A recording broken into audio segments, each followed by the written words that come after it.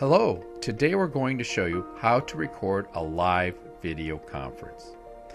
Of all the online recording software tools available, or software that you can download, we found the best one of all the different brands is the OBS software suite. Some of the reasons that the OBS software is better than the others is your ability to control cost. It's free to use. That's a big plus. Second, OBS allows you to control where your meeting is stored. So after you've recorded your live video call, you can choose your own hard drive to save it rather than some cloud on a stranger's device. Third, it has greater security control because of your ability to control where your content is stored. And finally, when you do download the final recording of the live video call, you can then have the ability to edit it with the software suite that you choose rather than somebody else's. To get started with the OBS software, your first step is to actually download the software from their website. As we have posted here, you can go to their website and actually download the OBS software. So let's go ahead and do that. All right, the very first step in getting this OBS Studio installed for recording your video conference is to determine your OS or operating system. You can either have Windows, Mac, or Linux. We happen to be running Windows, so we're going to go ahead and begin the installation process.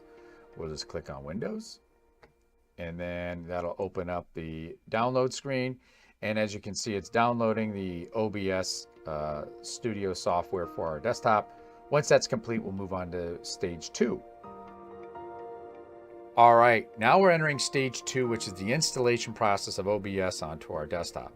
So in a Chrome browser, the downloads usually appear down in the lower left-hand corner. We're going to go in there, we're going to click on Open, and it's going to ask us a few questions to get the installation set up on our computer. So one of the first questions is going to be allowing OBS to actually use the access to the computer. We're going to say yes and next. We're going to be allowing it the license agreement. We're going to agree. This is OBS Open Studios. It is free, so we'll go ahead and do that. And the very last, we can choose where we want to install OBS. I happen to leave it on the default installation directory.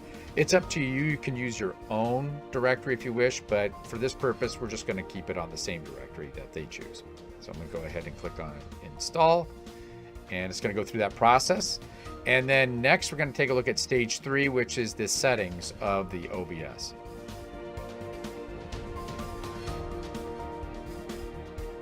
All right, the first stage in the settings actually begins at the end of the installation process onto your desktop. It's going to ask us to launch OBS, and we're going to say finish and yes. And there should be a question that appears that'll ask you how you want to use OBS, whether you want to use it as a streaming or recording software. We are going to pick option 2, optimize for just recording. So let's go ahead and click on that. Click on next. And then it's going to find your default screen settings. We're going to go ahead and accept those. Click next. And then it's going to give us the hardware and the status of our computer. So we're going to go ahead and apply those. There's a disclaimer here for Windows. We're just going to go ahead and close that part of it. And now we are in the actual OBS system, and we can continue on with the settings. When you look at this, when the OBS first opens up, there's a blank area. The canvas area is blank. And we're going to start implementing different devices on our local desktop to actually record the video conference. So where we add devices is down here in Sources. If you go down into Sources here, and you will see a little plus sign, we're going to click on that, and it'll bring up all the different applications or devices that we can use for our recordings. One area when you are doing a recording may be your default display or capture. That's up to you as an individual if you want to use the display. Just a word of caution, when you use the display, it captures absolutely everything. Your entire screen is captured on the display capture. So that means if you have other files and folders on there in that recording and you don't get a chance to edit the recording, you might inadvertently have that material recorded. So what we're going to try to do is Windows Capture. This is the one that's preferred. I already have a browser open. It's the same Chrome browser that we use to download the OBS. You want to make sure whatever window you have is open so that way OBS can capture it. So we're going to go ahead and click on Windows Capture. It's going to ask you to create new. You can name it. We're just going to leave it as default. We're going to click OK. And here we can see the settings for our Windows Capture. As you'll notice here, if I minimize this, it's actually capturing here our original download screen for OBS.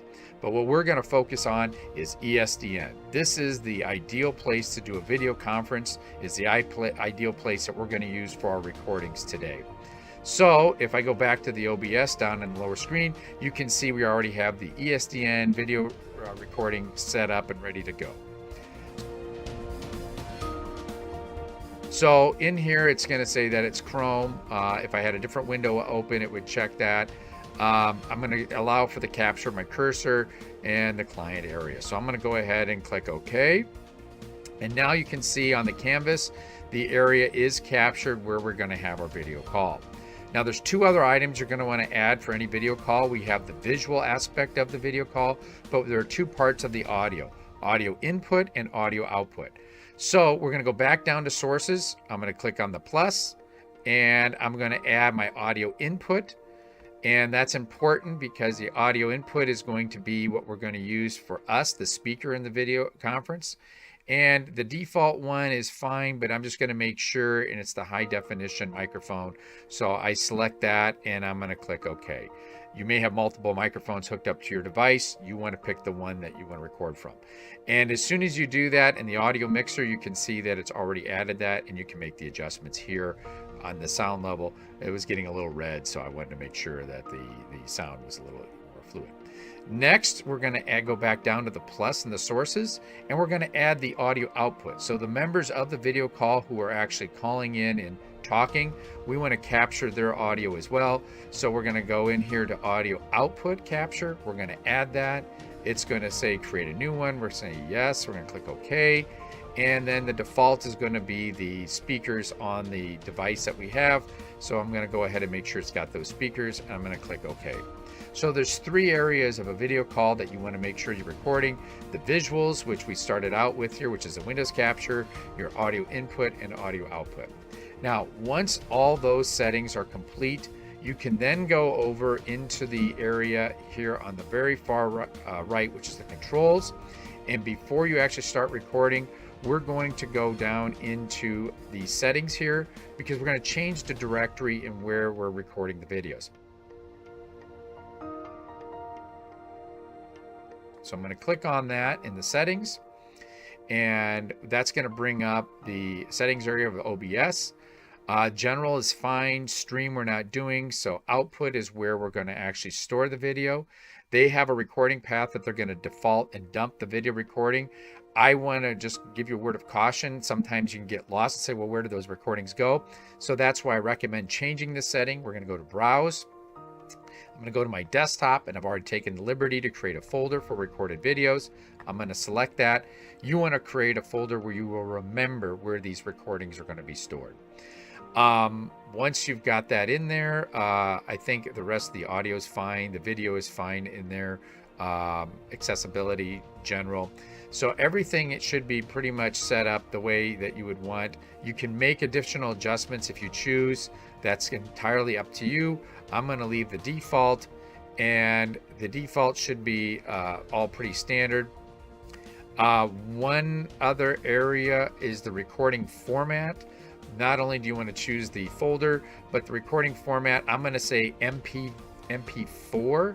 That's one that I like to recommend. Now remember, it's going to be unable to fix it if there's a problem, but MP4 makes the recording usable almost immediately. So let's go ahead and click that. I'm going to click apply, and I'm going to click OK. I've got everything set up. All I have to do is hit start recording. I'm going to do that right now. It's now actually recording. I'm going to minimize the OBS Studios, and I'm going to start my video call. And we'll just call it test here for the time being. And we have engaged in recording our video call. Here it is. We've got a actual recording of our live video conference. And if you have ever wanted, at the very bottom of your tool menu there, you should see the OBS menu that it is actually recording your video live. So enjoy. This is the best resource for recording live video conferences, whether you're using it for depositions, whether you're using the video for training, or whether you're using it for education. This is the best way to record a live video conference. Thank you very much.